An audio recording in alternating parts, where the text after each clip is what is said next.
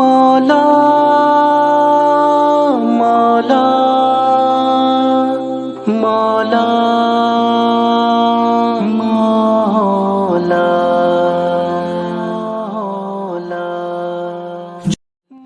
بسم اللہ الرحمن الرحیم۔ السلام علیکم ورحمۃ اللہ وبرکاتہ۔ میں ہوں آپ کا میزبان جابر خان ترخیل اور آپ دیکھ رہے درس امن میڈیا۔ آج ہماری ملاقات حضرت مولانا ممتاز ربانی صاحب کے ساتھ، جو انٹرنیشنل ختم نبوت موومنٹ راولپنڈی ڈویژن کے صدر ہیں۔ السلام علیکم ورحمۃ اللہ وبرکاتہ۔ وعلیکم السلام ورحمۃ اللہ وبرکاتہ۔ کیا حال ہے؟ خیریت سے؟ جی اللہ کرم، آپ کی طبیعت کیسی ہے؟ اللہ کے احسان ہے جی، شکر الحمدللہ۔ چونکہ آپ انٹرنیشنل ختم نبوت موومنٹ راولپنڈی ڈویژن کے صدر ہیں، تو ذرا بتائیں گے کہ اس جماعت کی بنیاد کب اور کس نے رکھی تھی؟ بسم اللہ الرحمن الرحیم، نحمدہ ونسلم ونصلی علی رسولہ الکریم، اما بعد۔ سب سے پہلے میں آپ کا مشکور ہوں کہ آپ تشریف لائے اور مجھے اپنی جماعت کا موقف اور مشن بیان کرنے کی آپ نے سعادت بخشی۔ تو آپ کا سوال ہے کہ جماعت کو کب اور کیسے اور کس نے اس جماعت کی بنیاد رکھی، تو اس میں کیونکہ میں ابتدائی اور بنیادی کارکن تو نہیں ہوں، لیکن میری جو معلومات ہے، جو میں نے دیکھا ہے یا پڑھا ہے، اس اعتبار سے میں یہ سمجھتا ہوں کہ آج سے 26 سال قبل حضرت مولانا شیخ عبدالحفیظ مکی رحمۃ اللہ علیہ، حضرت مولانا منظور احمد چنیوٹی رحمۃ اللہ علیہ، حضرت مولانا ڈاکٹر سعید احمد عنایت اللہ صاحب دامت برکاتہم العالیہ، حضرت مولانا ضیاء القاسمی صاحب رحمۃ اللہ علیہ نے مل کر اس جماعت کو اس کی بنیاد رکھی اور حضرات بانیان میں سے ہیں۔ اچھا، ماشاء اللہ۔ ختم نبوت کے لیے مختلف جماعتیں کام کرتی ہیں، شبان ختم نبوت اور انٹرنیشنل ختم نبوت موومنٹ اور عالمی مجلس تحفظ ختم نبوت، دیگر بھی کئی جماعتیں۔ تو جب سب جماعتوں کا مشن ایک ہے، پھر جماعتیں علیحدہ علیحدہ کیوں ہیں؟ اس سلسلے میں یہ عرض کروں گا کہ بہت ساری جماعتیں ایک ہی مشن پر مختلف انداز سے اپنے طریقہ کار کے مطابق کام کر رہی ہیں۔ تو انٹرنیشنل ختم نبوت موومنٹ کا ایک اپنا طریقہ کار ہے اور اپنا یہ دستور رکھتی ہے، اپنے طریقے کے مطابق کام کرتی ہے۔ تو الحمدللہ انٹرنیشنل ختم نبوت موومنٹ جو ہے، اس کا کسی بھی دوسری تنظیم کے ساتھ کسی بھی طرح کا کوئی ٹکراؤ نہیں ہے، اور جو جماعتیں ختم نبوت یا اس سے علیحدہ کسی بھی تنظیم میں کام کر رہی، یعنی کسی مشن پہ کام کر رہی ہیں، تو اس میں انٹرنیشنل ختم نبوت جو ہے وہ ان کی سپورٹ کرتی ہے اور ان کے ساتھ چلتی ہے۔ اور اسی طرح انٹرنیشنل ختم نبوت موومنٹ، جس کا ایک اپنا کاز ہے، اپنا مشن ہے، اپنی ترتیب ہے، اور ہم اس سے مطمئن ہیں، اور الحمدللہ ہمارے کارکن بھی اس سے مطمئن ہیں، اور اس کا اپنا انداز اور اپنا فکر جو ہے وہ پورے عالم کے اندر جو ہے وہ کام کر رہی ہیں، اور پوری دنیا کے اندر اس کی باڑیاں موجود ہیں۔ اور قادیانیت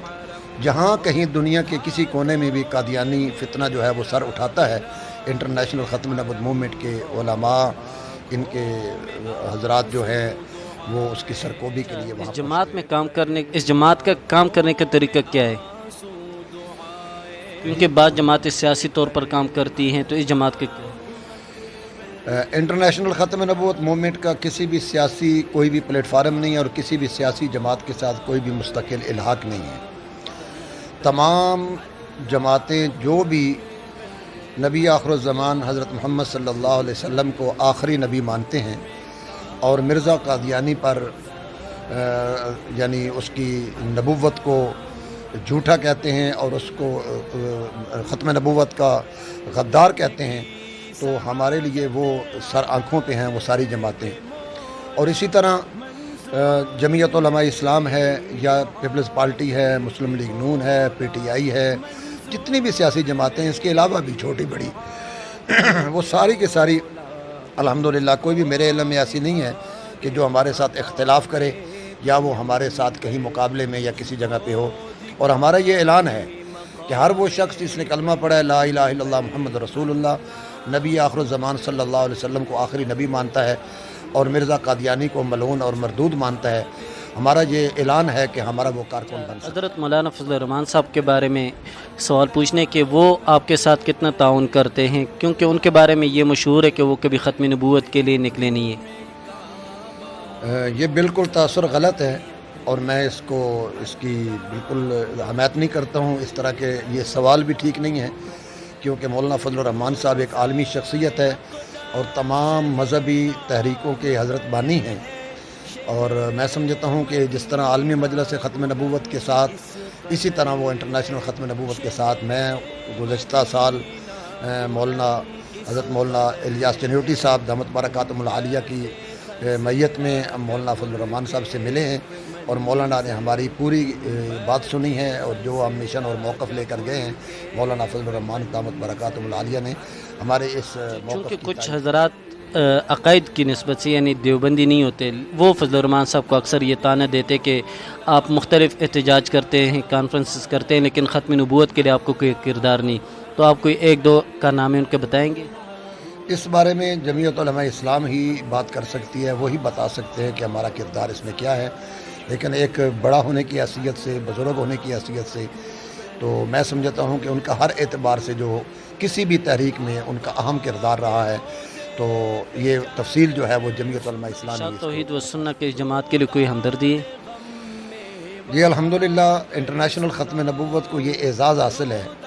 جس طرح میں نے پہلے عرض کیا ہے کہ بہت ساری سیاسی جماعتیں جو ہیں وہ انٹرنیشنل ختم نبوت میں شامل ہیں، انٹرنیشنل ختم نبوت میں وہ کام کر رہی ہیں۔ انٹرنیشنل ختم نبوت کے ورکر جو ہیں اس میں ایسے بھی ہیں جن کا مختلف جماعتوں کے ساتھ تعلق ہے، اور اسی طرح جمعیت اشاعت التوحید و سنت، اس کے سربراہان سے ہماری ملاقات ہے، اور ہمارے ساتھ وہ دعائیں ہمارے لیے کرتے ہیں، حتیٰ کہ میری اپنے مولانا عطا اللہ بنیالوی صاحب سے اس سلسلے میں ملاقات ہوئی، میری اس میں مولانا اشرف علی صاحب سے ملاقات ہوئی، دیگر حضرات کے ساتھ بھی گاہے بگاہے ملاقات ہوتی ہے، اور میں سمجھتا ہوں کہ میرے کارکنوں میں یہ بات بالکل دوسرے لفظوں میں کہہ لیں کہ انٹرنیشنل ختم نبوت موومنٹ ایک ایسا پلیٹ فارم ہے جس کے اندر سے یہ تعصب جو ہے یہ ختم ہو چکا ہے کہ اس میں کوئی حیاتی، کوئی مماتی، کوئی دیگر، کوئی تیسرا یہ ایسی چیز نہیں ہے۔ اگر آپ نے تمام مسلمانوں کو یعنی اہل سنت والجماعت کو ایک پلیٹ فارم پر دیکھنا ہے اور ایک جگہ پہ دیکھنا ہے، وَاعْتَصِمُوا بِحَبْلِ اللَّهِ جَمِيعًا وَلَا تَفَرَّقُوا کا مصداق دیکھنا ہے، تو وہ آپ کو انٹرنیشنل ختم نبوت جماعت کا کارکن دوسری جماعت کی رکنیت اختیار کر سکتے ہیں یعنی؟ جی بالکل ایسی کوئی پابندی نہیں ہے کہ ہماری جماعت کا کارکن کسی دوسری جماعت کا کارکن نہیں بن سکتا، یا دوسری جماعت کا کارکن جو ہے وہ ہماری جماعت کا کارکن نہیں بن سکتا۔ میں ایسی ایک مثال بھی دے دیتا ہوں، ہمارے جو پاکستان کے جنرل سیکرٹری ہیں مولانا زید محمود قاسمی صاحب دامت برکاتہم العالیہ، وہ مرکزی علماء کونسل کے سربراہ ہیں، چیئرمین ہیں، جبکہ وہ انٹرنیشنل ختم نبوت موومنٹ کے سیکرٹری جنرل ہیں۔ اسی طرح مولانا ہمارے جو انٹرنیشنل ختم نبوت کے امیر ہیں پاکستان کے مولانا الیاس چنیوٹی صاحب دامت برکاتہم العالیہ، وہ اس وقت ایم پی اے ہے نون لیگ کے۔ تو اس طرح تقریباً ہمارے ہر کارکن جو ہے وہ کسی نہ کسی جماعت کے ساتھ وہ اٹیچ ہے، بلا سیاسی ہو بلا مذہبی ہو، اس میں ایسی کوئی پابندی نہیں ہے، تو اس میں آزادی ہے کہ وہ کسی بھی جماعت کا کارکن بن سکتا ہے۔ اچھا، مدارس کے لوگ تو چونکہ اس فرق کو سمجھتے، لیکن عام لوگ اس فرق کو نہیں سمجھتے کہ عام کافر اور قادیانی کافر میں کیا فرق ہے؟ عام کافر جو ہے، جیسے ہمارا علماء اکرام کا بہت عرصے سے ایک مطالبہ رہا ہے کہ جس طرح کرسچن ہے، عیسائی ہے، تو وہ اپنے ساتھ میں ایک مثال دیتا ہوں کہ میرا ایک جاننے والا تھے، تو ان سے میں نے پوچھا آپ کا نام کیا ہے، تو اس نے کہا جی میرا نام یعقوب ہے۔ تو میں نے کہا مجھے نہیں معلوم تھا کہ یہ یعنی کسی ریفرنس سے وہ میرے پاس آیا، تو اتنا تعارف نہیں تھا میرا، تو میں نے کہا یعقوب سے کیا مراد ہے، محمد یعقوب ہے یا کیا ہے؟ تو ان سے کہنے لگا جی یعقوب مسیح۔ تو کرسچن دوسرے جتنے بھی مذاہب ہیں، سکھ ہیں، مجوسی ہیں، جو بھی ہیں، وہ اپنے تعارف اپنے مذہب کے نام سے کرواتے ہیں اور اپنے مذہب اور عقیدے کو سب سے آگے فرسٹ میں رکھتے ہیں، جبکہ قادیانی اس کا برعکس کرتے ہیں۔ وہ ہمیں دھوکہ دے کے ہماری صفوں کے اندر گھس کر دوسرا مسلمان بن کر مسلمانوں کو دھوکہ دیتے ہیں، جبکہ کافر بھی نہیں اس کو پہچان سکتا کہ یہ مسلمان ہے یا کافر ہے۔ تو اسی لیے جیسے کوئی آپ کی دکان ہے اور آپ کی دکان کے اندر کوئی بندہ گھس جائے اور کہے جی یہ میری دکان ہے، آپ اس کو کبھی بھی اپنے اس دکان میں نہیں گھسنے دیں گے۔ تو جب انہوں نے اپنا نبی اپنا مان لیا، شریعت اپنی بنا لی، تو پھر ان کو چاہیے کہ اپنا نام بھی علیحدہ سے رکھ لیں۔ تو نام ہمارا استعمال کیوں کرتے ہیں؟ اس لیے کہ یہ ہمارے نو مسلم اور باہر کے لوگوں کو زیادہ تر دھوکہ دینے میں کامیاب رہتے ہیں۔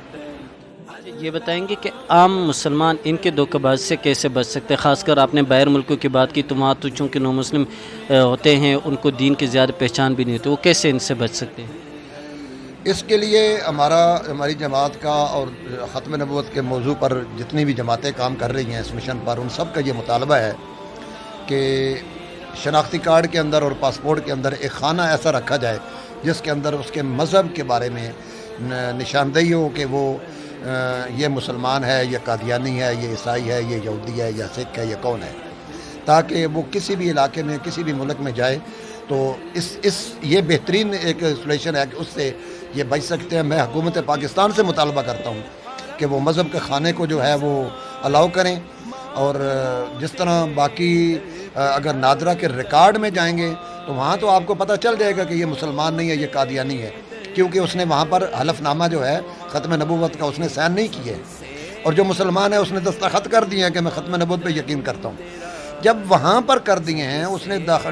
شناختی کارڈ بنواتے ہوئے کہہ دیا ہے کہ میں مسلمان نہیں ہوں، قادیانی نہیں ہوں، جب پاسپورٹ بنواتے ہوئے اس نے کہہ دیا کہ میں مسلمان نہیں ہوں، میں قادیانی ہوں، تو کیا خطرہ ہے اس بات کا کہ شناختی کارڈ اور پاسپورٹ کے خانے کے اندر یہ لکھ دیا جائے کہ یہ صاحب قادیانی ہے؟ اگر عیسائی کے بارے میں لکھا جا سکتا ہے کہ یہ کرسچن ہے، اگر مسلمان کے بارے میں لکھا جا سکتا ہے مسلمان ہے، تو اس کو مسلمان کی صف میں کیوں کھڑا کرتے ہیں؟ اس میں کیا مجبوری ہے دنیا کو کہ وہ قادیانیوں کو زبردستی مسلمان بنا کے ہمارے سر پہ تھوپنا چاہتے ہیں؟ ہمیں آج تک یہ جماعت نے کبھی اپنے احتجاج ریکارڈ کروائے ہیں، یا اسمبلی کے فلور پہ ہو یا عدالت میں کوئی کیس جمع کرایا کہ ان کے ساتھ قادیانی لکھا جائے؟ اس کے لیے تمام جماعتوں نے ریکارڈ کروایا ہے۔ مولانا الیاس چنوٹی صاحب نے، مولانا منظور احمد چنوٹی رحمۃ اللہ علیہ نے، تمام ممبران اسمبلی کو جہاں تک ان کا تعلق اور واسطہ پڑا ہے، اور میں نے بھی اپنے طور پر یہاں راولپنڈی ڈویژن کی سطح پہ خطوط لکھے ہیں، ممبران اسمبلی کو لکھے ہیں، اور تمام یونیورسٹی اور تمام کالجز کے جتنے مدارس کے علماء ہیں، بڑے بڑے حضرات ہیں، ان کو لکھے ہیں تاکہ وہ اویئرنس کے لیے اور بچوں کی سمجھانے کے لیے اس کے لیے باقاعدہ طور پہ کلاس رکھیں، ختم نبوت جو ہے اور قادیانیت کے معلومات رکھیں۔ تو ہمارا یہ مطالبہ ہے، اور میں سمجھتا ہوں کہ پہلے حضرات نے سب نے مطالبے کیے ہیں کہ قادیانی کو جو ہے وہ اس کو علیحدہ صف میں کھڑا کیا جائے۔ اگر دیکھیں آپ کو یہ قانون تو ہے کہ قادیانی اپنی مسجد کے اوپر مینار نہیں بنا سکتا، اپنی مسجد کا محراب نہیں رکھ سکتا، مسجد کے اوپر مسجد نہیں لکھ سکتا، مسجد کے اوپر لا الہ الا اللہ محمد رسول اللہ نہیں لکھ سکتا، گلے میں کلمہ لکھ کر نہیں لٹکا سکتا۔ جب یہ قانون ہے تو پھر اس میں کیا حرج ہے کہ اس کو شناختی کارڈ کے اندر لکھ دیا جائے کہ یہ احمدی مسلمان ہے یا غیر مسلم یا قادیانی مسلمان ہے؟ تو چلو بھلا اگر مسلمان ہی اس نے کہنا ہے تو قادیانی کا جملہ تو ساتھ کہہ دینا۔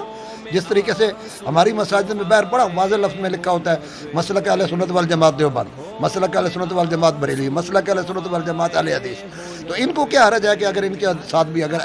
قادیانی جو ہے وہ لکھ دیا جائے؟ تو میں اس میں مطالبہ کرتا ہوں آپ کی وساطت سے، اس چینل کی وساطت سے، اور تمام اعلیٰ حکام سے مطالبہ کرتا ہوں، اور ممبران اسمبلی سے مطالبہ کرتا ہوں، سینٹ کے ممبران سے مطالبہ کرتا ہوں، اور تمام با اختیار صاحب اقتدار اور صاحب اختیار جو قوتیں ہیں ان سے میری درخواست ہے کہ مذہب کا خانہ جو ہے اس کو الاؤ کیا جائے اور قادیانی کی پہچان کروا دی جائے، تاکہ دوسرا کوئی مسلمان جو ہے ان کے دھوکے میں نہ آ سکے۔ ابھی حال ہی میں آپ کے سامنے یہ بات سامنے آئی ہے، جو آپ نے بھی دیکھی ہوگی، میڈیا پہ عام ہے، کہ ایک خاتون نے جس کو قادیانی نے اپنے آپ کو مسلمان ظاہر کر کے نکاح کیا اور اتنے سال تک اس کے ساتھ رہا اور بچی بھی ہوئی، اور آخر میں جب اس کا ظاہر ہوا کہ یہ قادیانی ہے، وہ خاتون کورٹ میں چلی گئی۔ تو اس لیے کہ اس طرح کے ظلم اور زیادتی سے بچنے کے لیے چاہیے کہ پہلے سے وہ اس کے خانے کے اندر لکھ دیا جائے کہ یہ جو ہے وہ قادیانی مسلک سے تعلق رکھتا ہے، یہ مسلمانوں کے گروہ سے نہیں ہے، تاکہ مسلمان دھوکہ بازی سے بچیں۔ یونیورسٹیز کے اسٹوڈنٹ اکثر ان کے ظاہری رویے سے متاثر ہوتے کہتے ہیں کہ ان کا اخلاق اچھا ہے، اور ان کے ساتھ اٹھنے بیٹھنے شروع کر جاتے ہیں، اور آخری حل پھر ان کا یہ نکلتا ہے کہ وہ قادیانی ہو جاتے ہیں۔ تو ان کے لیے کیا نصیحت اور کیا رائے؟ جو یونیورسٹیز کے کارکن ہیں ان کو اویئرنس نہیں ہوتی، کیونکہ ان کو دین کے بارے میں تھوڑی کم اویئرنیس ہوتی ہے، کیونکہ جو ہمارا نصاب ہے اس اعتبار سے وہاں پر کتابوں میں نہیں پڑھایا جاتا اور کورسز نہیں ہیں قادیانیت کے بارے میں. تو میں یہ تو نہیں کہتا ہوں کہ ان کی تعلیم میں کوئی فرق ہے یا ان کا علم کم ہے یا وہ سمجھ نہیں رکھتے، لیکن ایک اویئرنیس نہ ہونے کی وجہ سے وہ اخلاص کی بنیاد پر وہ قادیانی ہوتے ہیں. یہ مت سمجھے کہ وہ جان بوجھ کے یا دھوکے سے. میں نے ایک چناب نگر میں وہاں گیا تو وہاں پر ختم نبوت مسجد میں جو ہماری انٹرنیشنل ختم نبوت کا مرکز ہے اس کے اندر مجھے جمعہ پڑھانے کا اتفاق ہوا. تو اس کے بعد میں نے وہاں جو ہمارے ساتھی تھے نمازی حضرات ان سے سوال و جواب کا سلسلہ ہوا. تو وہاں پر اکثریت ایسے افراد کی تھی جو قادیانیت سے تائب ہو کر مسلمان ہو چکے تھے. تو میں نے ایک صاحب سے سوال کیا کہ آپ کی پہلی زندگی جو ہے وہ کس طرح گزری ہے، آپ کیا محسوس کرتے تھے قادیانیت میں جب تھے اس وقت آپ کیا محسوس کرتے تھے کہ میں ٹھیک چل رہا ہوں؟ تو اس نے کہا کہ یقین جانیں کہ ہمیں تو یہ بات پتہ ہی نہیں تھی جو ہمیں اب پتہ چلی ہے. یعنی کہ یہ ہمیں پتہ ہی نہیں ہے کہ مرزا غلام محمد قادیانی کیا کہا ہے، کیا لکھا ہے، کیا بولا ہے، کیا کرتا ہے. وہ ایک عام سمپل ہم مسلمانوں ان کے گھروں میں سوری پیدا ہوئے اور وہیں سے ہم بڑے ہو گئے اور ہم نے سمجھا کہ جو کچھ یہی ہے. میں ایک صاحب کہنے لگا کہ میں گھر سے جب باہر نکلا اور باہر کسی جگہ پہ گیا تو وہاں دکانوں میں کسی کو پتہ چلا کہ یہ قادیانی ہے، ربوہ سے آیا ہے، چناب نگر سے. تو کہتے جب یہ بات مشہور ہوئی تو لوگوں نے میرے ساتھ سوشل بائیکاٹ کر دیا. تو اس اعتبار سے میں پریشان ہو گیا. تو میں نے وہاں ایک ساتھی سے کہا کہ مجھے بتاؤ کہ میری غلطی کیا ہے. تو انہوں نے کہا کہ تم مرزائی ہو، تم قادیانی ہو. تو میں نے کہا وہ کیا ہوتا ہے؟ اس نے کہا یہ ہوتا ہے. تو ایک عالم کو اٹھا کر لیا. عالم نے میرے سامنے مرزا غلام احمد قادیانی کی وہ کتابیں جس میں اس نے مختلف قسم کے قرآن کا انکار ہے، رسول اللہ صلی اللہ علیہ وسلم کی ختم نبوت کا انکار ہے یا دیگر جتنے بھی اس نے وہ کہتے ہیں کہ اس نے سامنے رکھ دیے. جب سامنے رکھے تو میں نے اس کو جا کے اپنا وہاں چناب نگر میں جا کے اپنا جو ہمارا مبلغ ہوتا ہے اس کے سامنے میں نے رکھا کہ جی مجھے ذرا اس کی وضاحت کر دیں. کہنے لگے چھوڑے آپ کو کوئی غلط آدمی کو متھے لگائے. بالآخر میں نے وہ ان کی جو لائبریری ہے وہاں چناب نگر میں اس کے اندر جا کے ان کے کتابوں کے حوالہ جات موجود تھے، صفحات موجود تھے. میں نے وہ اعتراضات ان کتابوں میں جب دیکھے تو مسلمان جو ہے جس نے مجھے قائل کیا تھا، گائیڈ کیا تھا، بالکل اس کی بات حق اور سچ تھی. تو میں نے وہاں سے آ کے مولانا شبیر احمد عثمانی صاحب دامت برکاتہم العالیہ جو وہاں کے خطیب ہیں ان کے ہاتھ پہ میں نے اسلام قبول کر لیا. تو بات یہ ہے کہ ان کو پتہ نہیں ہے بیچاروں کو، وہ مظلوم ہیں. وہ ظالم نہیں ہے، وہ مظلوم ہے. ظالم تو وہ طبقہ ہے جو ان کو مس یوز کر رہا ہے. تو میں اس میں درخواست کروں گا تمام یونیورسٹیز کے ذمہ داران کو، مدارس کے ذمہ داران کو، بڑے بڑے اداروں کے ذمہ داران کو کہ وہ ختم نبوت کے اوپر اپنے ماتحت لوگوں کے سامنے ایک لیکچر رکھیں اور کسی مبلغ کو بلا کر ان کے سامنے قادیانیت کے بارے میں ان کے جو بھی حالات ہیں، جو بھی حرکات ہیں وہ سب کے سامنے رکھیں تاکہ کوئی آدمی جو ہے وہ جہنم سے، ہر آدمی جو ہے وہ جہنم سے بچ جائے اور جنت میں جانے والا بن جائے. آخر میں ایک درد دل ایسے مسلمان بھائیوں کے لیے جو تاجر ہوتے ہیں، کچھ چیزیں ایسی ہوتی ہیں جو مطلب تسلیم شدہ ہے کہ یہ قادیانیوں کی پروڈکٹ ہے لیکن پھر بھی وہ بیچتے ہیں وہ 10-20 روپے کمانے کے لیے. تو ان کے لیے کیا درد دل ہے؟ یہ اس میں میری درخواست ہوگی اور تمام ان تاجر بھائیوں سے درخواست ہوگی کہ جب ان کو پتہ چل گیا ہے کہ ایسی کوئی بھی پروڈکٹ جو قادیانیت سے ہے اور جس کی وجہ سے یعنی اس کا 25% جو ہے وہ ہمارے خلاف، آپ صلی اللہ علیہ وسلم کی ختم نبوت کے خلاف استعمال ہوتا ہے اور مسلمانوں کے ملک اور قوم کے خلاف استعمال ہو رہا ہے، تو پلیز میں درخواست کروں گا تمام ان تاجر بھائیوں سے کہ اس کو مارکیٹ سے بائیکاٹ کر دیں اور اس کے علاوہ اس کے متبادل وہ چیز تسلی کر کے جو مسلمانوں کی ہے اس کے ساتھ کام کرے. کوئی ایسی بات نہیں، انشاءاللہ تعالی اللہ تعالیٰ اس میں ہی برکت، اور تجارت میں جو ہے ویسے بھی جب انسان نیک دلی کے ساتھ اور اخلاص کے ساتھ کام کرتا ہے اللہ رب العزت اس کے کام میں برکت دیتا ہے. اچھا ماشاءاللہ، یہ تھے حضرت مولانا ممتاز ربانی صاحب، انٹرنیشنل ختم نبوت موومنٹ راولپنڈی ڈویژن کے امیر. مولا